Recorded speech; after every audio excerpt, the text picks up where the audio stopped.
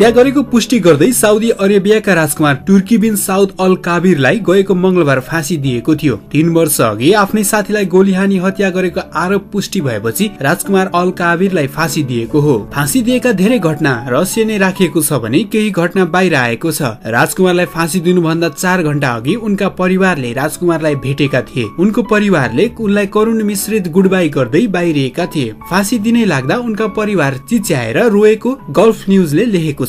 राजकुमारको परिवारलाई छोरालाई बिदाई गर्न बोलाइएको थियो र भनिएको थियो तपाईले छोराको केवल आँसु हेर्न र उनको करुणात्मक स्वर सुन्न मात्र सक्नुहुन्छ भन्दै डाकिएको साउदीका एक अधिकारीले ट्विटरमा लेखेको गल्फ न्यूजले जनाएको छ। उनलाई फाँसी दिनुभन्दा अघि कुरान पढ्न दिएको थियो। कुरान पढेपछि स्वर्गमा पुग्ने विश्वास मुस्लिम समुदायमा गरिन्छ। 7 बजे कुरान पढेका उनलाई 11 बजे मृत्युदण्ड दिएको गल्फ न्यूजले उल्लेख गरेको छ। साउदी अरेबियामा विभिन्न अपराधमा संलग्नलाई मृत्युदण्ड दिने गरिएको छ। राजकुमार अल काबिर फाँसीको सजाय पाउने 134औं व्यक्ति हुन्। सर्वसाधारण नागरिकलाई फाँसीको सजाय दिनु सामान्य रहे पनि साउदी राज परिवार सदस्यलाई फाँसीको सजाय निकै कम दिइन्छ।